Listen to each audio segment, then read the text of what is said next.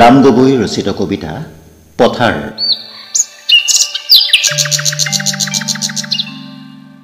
শাওনৰ মেঘমুক্ত নীলাকাশ, সূৰ্যস্নাত ক্লেদময় হে বিশাল পথাৰ বিপুল সম্ভৱা।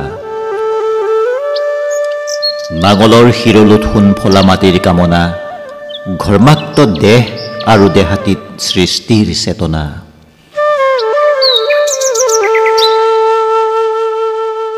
কপালৰ ঘাম লাগি সেউজীয়া পৃথিৱী আমাৰ, তুমি প্ৰাণময় মোহময় জীৱন মালিকা।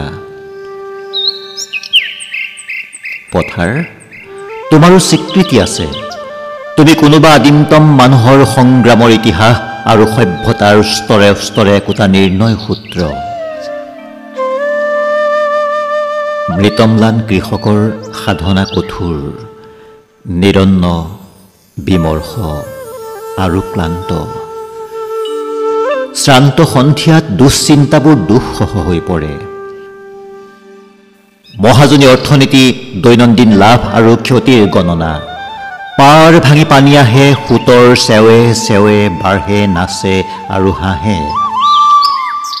ক্ৰূৰ স্পৰ্শ, ফেনিল উত্তাল তৰংগৰাজি বুকুৰ সেউজী সপোনটোকো কাঢ়ি লৈ যায়।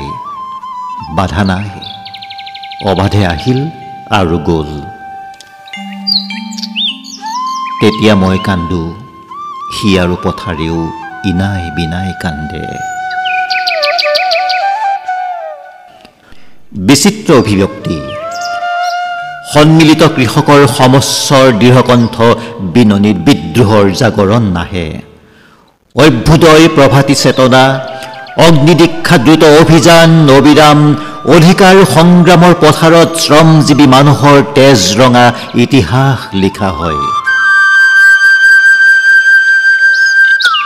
পৰিৱৰ্তন আৰু হাল কোৰ দা লৈ নতুন যুগৰ অভিযাত্ৰী শ্ৰমিক কৃষক, পলাতক উদ্ধাস্ত মহাজন পুঁজিপতি সমস্ত শোষক বানপানী আৰু পাৰ ভাঙি আহিব নোৱাৰে।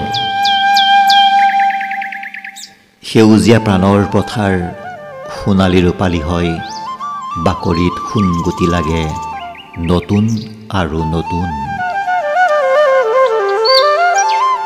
হে পথাৰ, হে সৃষ্টি সম্ভৱা বিপুল পথাৰ, তোমাক নমস্কাৰ।